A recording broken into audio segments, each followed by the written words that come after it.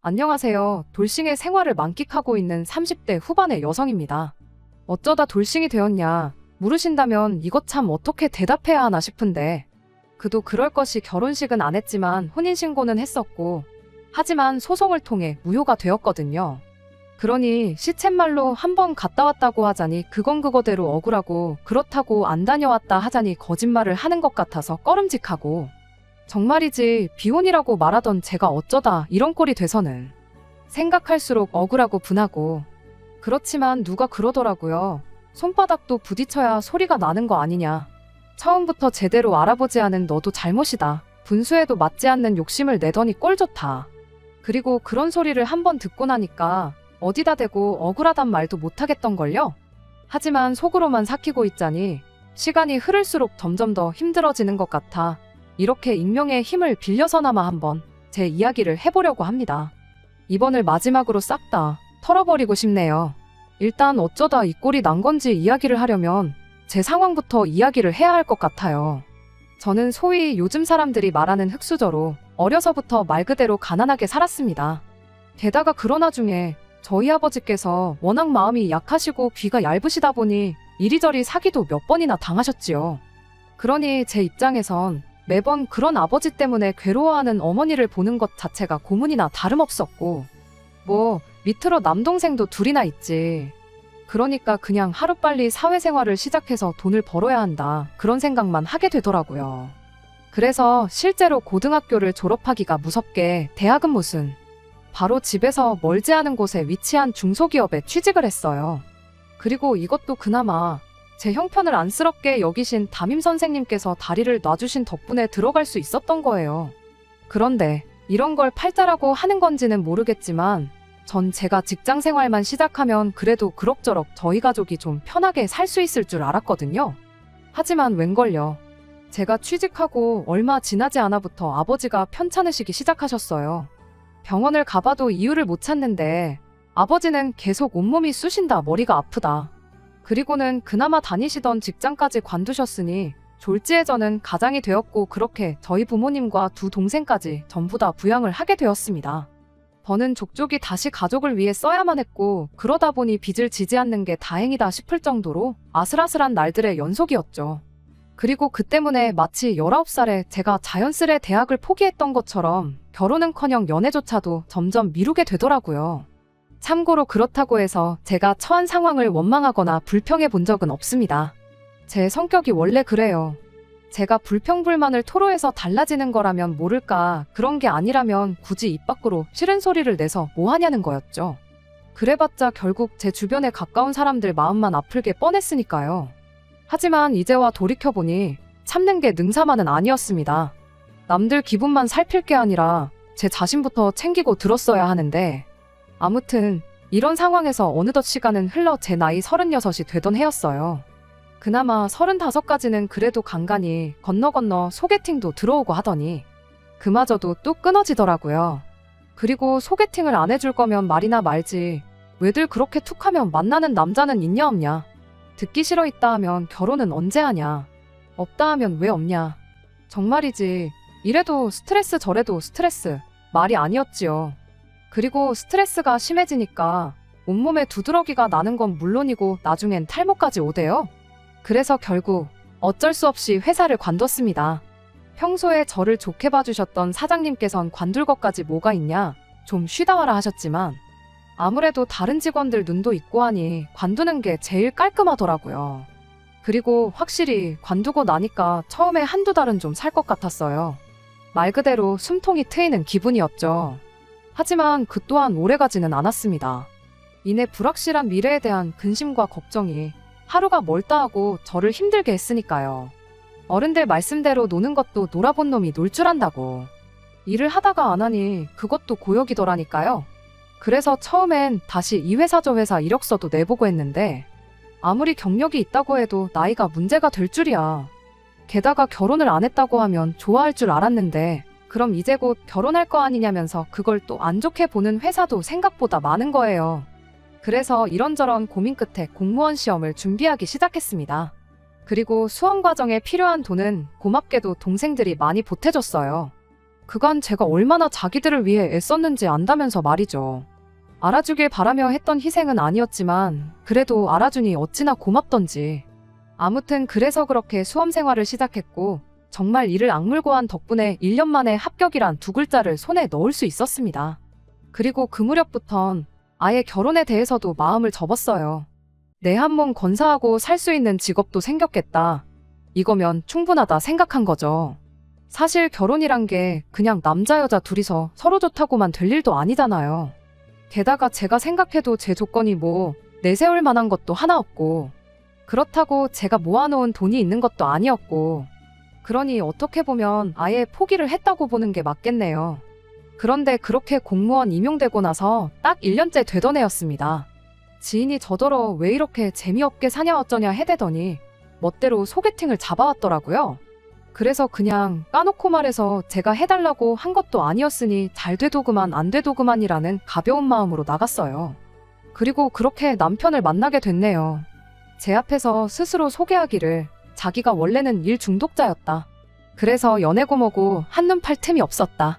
그런데 이제 뭐 운명의 상대를 만나고 싶다. 하지만 제 귀에는 솔직히 이제 와서 말이지만 남편이 하는 말이 하나도 들리지가 않았습니다. 일단 저보다 2살이나 어리다는 점에서 이미 아니다 싶었거든요. 하지만 그런 제 생각을 알 리 없었던 남편은 이후로도 계속해서 적극적으로 저에게 대시를 해오더라고요. 3번이나 찾는데도 계속 애프터 신청을 해오는 식으로 말이죠. 그리고 그 일이 지인의 귀에도 들어갔는지 저더러 너무한 거 아니냐면서 거절을 하더라도 만나서 하라는데 내가 정말 너무했나 싶어서 결국 만났거든요. 그런데 그날 다시 만나보니 2살의 나이 차는 생각할 새도 없이 말도 잘 통하고 한마디로 코드가 맞는구나 싶은 거예요. 그래서 그날을 기점으로 저희는 급속도로 서로에게 가까워졌고 그렇게 연인 사이가 되었습니다. 그리고 그때만 하더라도 남편이 사귄 지 8개월 만에 결혼 이야기를 꺼낼 거라곤 상상도 못했는데 일단은 프로포즈를 받자마자 거절했어요. 너를 사랑하는 건 맞지만 결혼은 무리라고요. 그랬더니 남편이 그동안 말은 안 했지만 사실 자기가 뭐 한마디로 잘 사는 집 아들이랍니다. 자기가 다니는 회사도 실은 아버지가 대표신데 자기가 몇 년 이내에 물려받을 거라서 지금 일이나 배울 겸 다니고 있는 거라면서요. 그런데 자기가 상황이 이렇다 보니 자기 좋다는 여자들은 하나같이 자기 배경만 보고 들러붙는 것 같았다.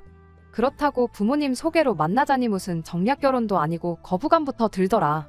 그러다 저를 만났는데 저는 자기 배경 같은 건 하나 신경 쓰지 않고 자기라는 사람만 봐주더라면서 그래서 절대 저를 놓치고 싶지 않다나요? 그리고 그런 남편의 말은 사실 어느 정도 맞는 말이긴 했어요. 애시당초 제가 결혼까지는 생각지를 않았으니 남편의 배경에 크게 관심을 가질 이유가 없었으니까요. 그런데 오히려 그런 이유로 남편이 저랑 결혼할 생각을 하게 되었다니 사람 일이라는 게 참으로 알 수 없는 거다 싶대요. 그리고 한편으론 지금 생각하면 개똥 같은 소리나 다름없다 싶지만 그 당시엔 아마 콩깍지 때문이었겠죠? 그런 남편의 말이 감동적으로 들렸던 게요. 그래서 결국 남편의 프로포즈를 받아들였습니다. 하지만 결혼 준비를 하는 내내 마음 한켠에서 피어나는 그 찜찜함이란 왜 그런 거 있잖아요. 도대체 이 좋은 조건의 남자가 왜 하필 나 같은 여자랑 결혼을 하려고 드는 걸까? 그리고 이런 고민을 그때도 차마 가까운 사람에겐 털어놓지 못하고 익명의 힘을 빌려 얼굴도 모르는 몇몇 사람들에게 털어놓으며 조언을 구했었는데 누가 그러대요? 제 자격지심 아니냐고요. 그런데 그 말도 맞다 싶었던 게 남편 말대로라면 정말 저는 남편의 조건에 비하면 너무 하찮고 보잘것없는 한마디로 급이 안 맞는 사람이었으니까요. 자격지심이 없었다면 오히려 제 자신이 뻔뻔하게 느껴졌을 거예요. 그리고 그렇게 대부분이 비슷한 의견을 내던 중 또 다른 누군가가 하는 말이 정말 남편의 조건이 다 맞긴 한 거냐? 직접 확인은 해봤냐? 그래서 그때 저도 아차 싶은 생각에 제 나름대로 확인 작업도 하긴 했어요. 남편이 일한다는 회사에 직접 찾아가 본다던가 그런 식으로요. 그랬더니 정말로 그 회사 아들이 맞긴 하더라고요. 그리고 그렇게 제 눈으로 직접 확인까지 하고 나니 마음이 놓이면서도 한편으론 또 한숨이 나오는 한마디로 하루는 천국이었다 하루는 지옥이었다 말 그대로 감정이 너를 띄었죠. 게다가 그뿐만이 아니었습니다. 남편이야 그렇다 치더라도 시부모님은 또 입장이 다르실 수도 있잖아요. 사실 부모 입장에선 자기 자식 옆에 누구를 데려다 놔도 성에 차지 않는 법이니까요. 그리고 그런 와중에 저랑 남편을 두고 보자면 그때만 하더라도 제가 보기에도 제가 너무 딸렸으니까. 제가 생각해도 시부모님 입장에선 제가 정말 마음에 안 들 것 같더라고요. 그러니 혹시나 문전박대를 당하진 않을지 정말 별의별 걱정이 꼬리에 꼬리를 물더라니까요. 하지만 그건 다 기우에 불과했습니다. 처음 시부모님 댁에 인사를 드리러 갔던 날부터 상견례 자리에서까지 아무리 남편이 저에 대해서 어느 정도 부모님께 귀띔을 해드렸다곤 해도 사실 이것저것 물어보실 수도 있으셨을 텐데 제가 난처할 법한 질문은 아예 하질 않으셨어요. 그저 이렇게 서로 만나서 사랑을 하고 부부의 영까지 맺게 되었으니 앞으로 잘 살았으면 좋겠다는 말씀만 하실 뿐이셨지요. 게다가 혼수고모고 아무것도 해오지 말라고 대신에 친정 부모님하고 여행이라도 한번 다녀와라 하시는데 이런 시부모님도 세상에 있구나 싶은 게 이게 다 무슨 일인가 싶더라니까요. 그리고 이런 상황을 알게 되신 저희 부모님은 못난 당신들 때문에 제가 여지껏 고생만 하고 산 게 마음에 걸렸는데 지금이라도 좋은 남편의 좋은 시부모를 만나게 되어서 정말 다행이라고 어찌나 눈물을 흘리시던지. 정말이지 남편과의 결혼이 저나 저희 가족에게는 큰 축복이나 다름없었죠. 하지만 지금 듣고 계시다시피 이렇게 됐네요. 그리고 만약 누군가가 이게 다 제가 분수를 생각하지 못하고 욕심을 부려서 그런 거 아니냐고 한다면 저는 작정하고 속이려 드는 사기꾼을 무슨 수로 피해야 하냐고 오히려 되묻고 싶은 심정입니다. 아무튼 지금도 생각하면 한숨부터 나오는데 상견례가 끝나고 얼마 지나지 않았을 무렵이었어요. 원래는 상견례를 기준으로 2-3달 안에는 식을 올리기로 얘기가 되어 있었는데 어째서인지 이런저런 이유로 구체적인 날짜가 정해지질 않는 거예요. 그리고 저는 그게 좀 불만이었는데 저희 부모님께선 이미 그쪽에서도 한두 가지 양보한 게 아니니 너무 재촉하지 말라며 오히려 저를 말리실 뿐이셨습니다. 그래서 잠자코 기다리고 있었는데 하루는 남자친구가 대뜸 약혼식 얘기를 꺼내더라고요. 시부모님께서 용하다는 철학원에서 정말 좋은 길이를 받아다 주시려다 보니 이렇게 시간이 걸린다면서 그게 미안해서 일단 약혼식이라도 하라고 하셨다면서 말이죠. 그리고 저는 그런 남편의 말에 괜찮다고 했습니다. 가뜩이나 제가 해가는 것도 없는 마당에 약혼식이라니. 막말로 제가 그럼 약혼식은 내가 부담할게 할 수 있는 상황도 아니었고 그렇다고 남편이나 시부모님께 약혼식 비용까지 부담케 하는 것도 말이 안 된다 싶었으니까요. 하지만 남편의 고집은 보통이 아니었습니다. 다 해주실 만한 능력이 되니까 그런 말씀도 꺼내신 게 아니겠냐면서 저더러 너무 부담 갖지 말라면서요. 그래서 결국 양쪽 집안에 가까운 친인척 대략 10명 남짓 정도만을 초대하여 조촐하게 약혼식을 했어요. 저희 쪽에선 요즘 세상에 누가 약혼식을 하냐고 그것 참 의아하단 반응도 있었지만 그거야 말 그대로 요즘 세상에 잘 안 하는 일이니 그런 얘기가 나오는 거라고 생각했을 뿐 크게 의미를 두진 않았네요. 그런데 약혼식이 끝나기가 무섭게 시부모님은 혼인신고도 서둘러 할 것을 종용하셨습니다. 말씀으로는 신혼집을 사주려고 하는데 명의랑 세금 때문에 그렇다면서요. 그리고 저는 욕하셔도 어쩔 수 없지만 계속해서 명의를 운운하시길래 혼인신고를 하고 나면 공동명의로 해주시려고 저러시나 하는 생각도 좀 들더라고요. 그런 게 아니라면 솔직히 혼인신고를 하면 일만 더 복잡해지는 거 아닌가 싶었으니까요. 하지만 시부모님은 계속해서 당신들이 다 알아서 할 거니까 저는 신경 쓸 거 없단 식으로 나오셨고 그래서 결국 자의반 타의반으로 혼인신고까지 했네요. 그런데 집을 사준의 명의가 어떻네 하실 때는 언제고 정작 해주신 집은 서울에 있는 작은 빌라 그것도 자가가 아니라 전세였습니다. 말씀으로는 회사 사정으로 갑자기 자금이 묶였다는데 막말로 그거야 제가 확인할 수도 없는 부분이었고 그저 하루가 멀다 하고 혼인신고 타령을 하시던 분들이 하루아침에 태도를 달리하시니 그 부분에 있어서 좀 실망이 컸죠.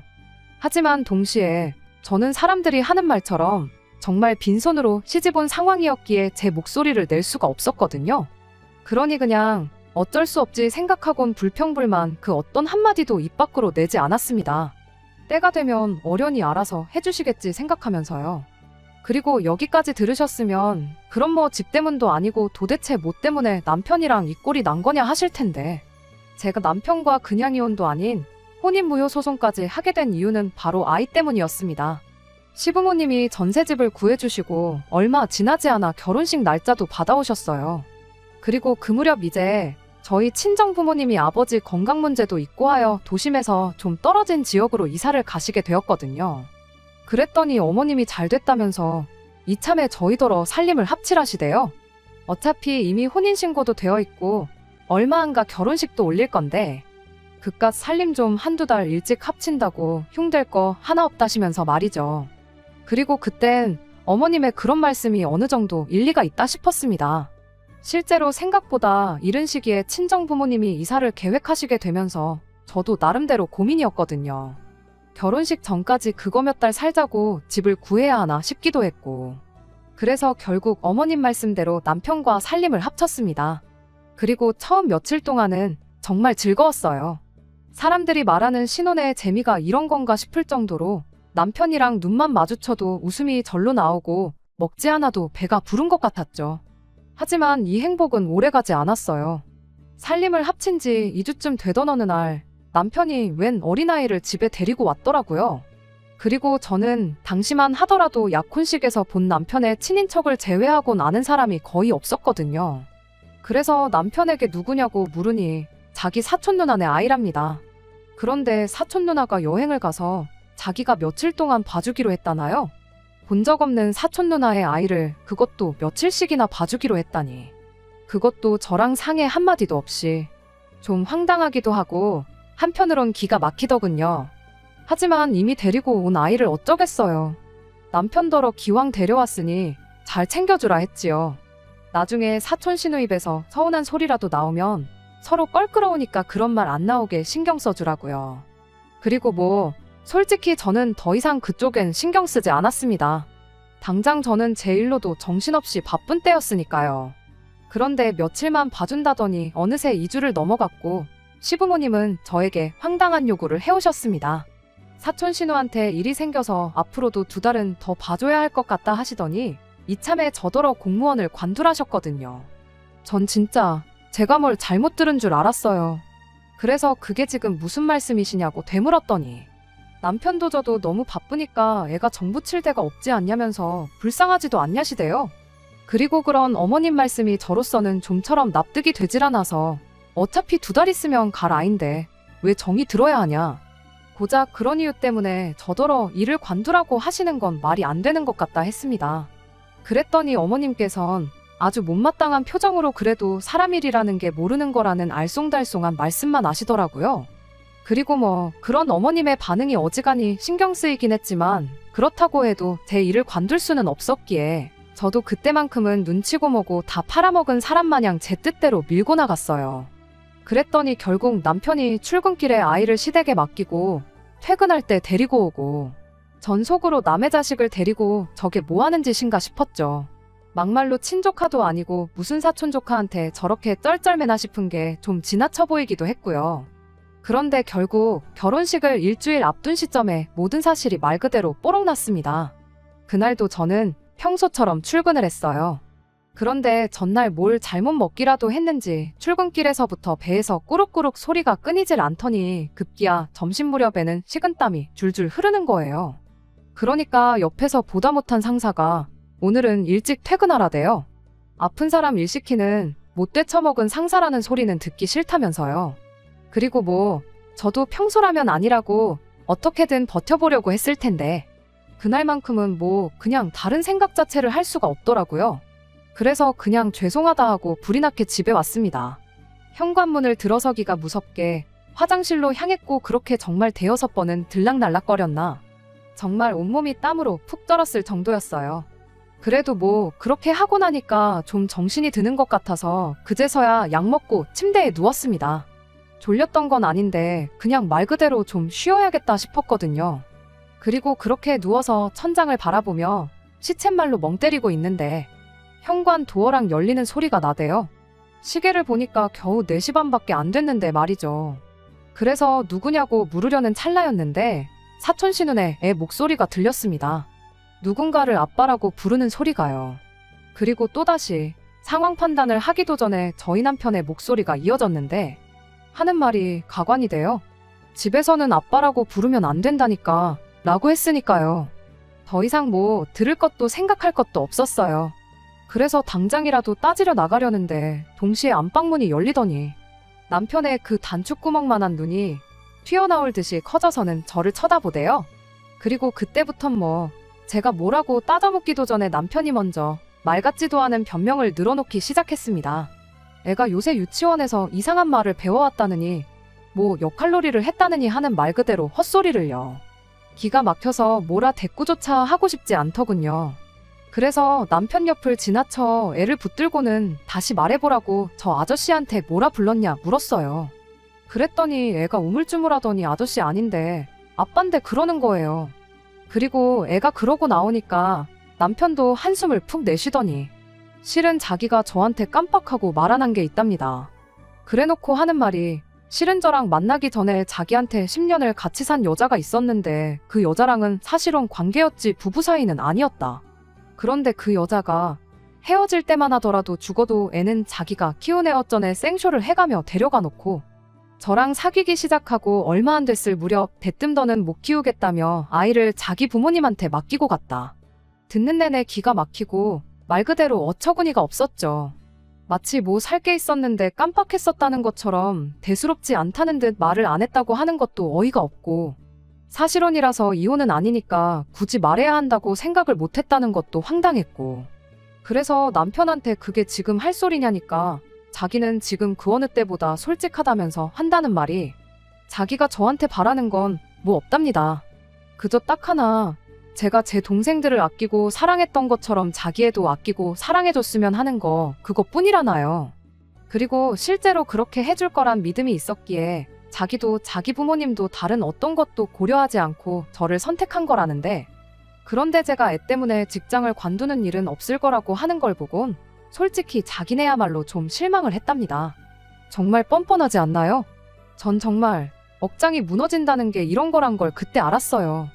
그리고 그렇게 1시간 가까이 대화랄지 싸움이랄지 아무튼 이어가다가 결국 남편이 시부모님께 연락을 드렸습니다. 걸렸다. 아내가 다 알았다는 한마디와 함께요. 그랬더니 뭐 30분이 되기도 전에 두 분 다 저희 집으로 오셨더라고요.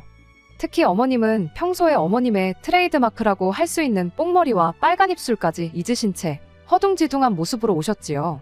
그리고 전 솔직히 두 분이 남편만큼이나 저에게 미안하다고 말씀하실 줄 알았는데 오히려 이제 뭐 다 들켰다 후련하다 그런 심정이셨는지 아주 당당하게 저에게 아이 양육을 강요하기 시작하셨습니다.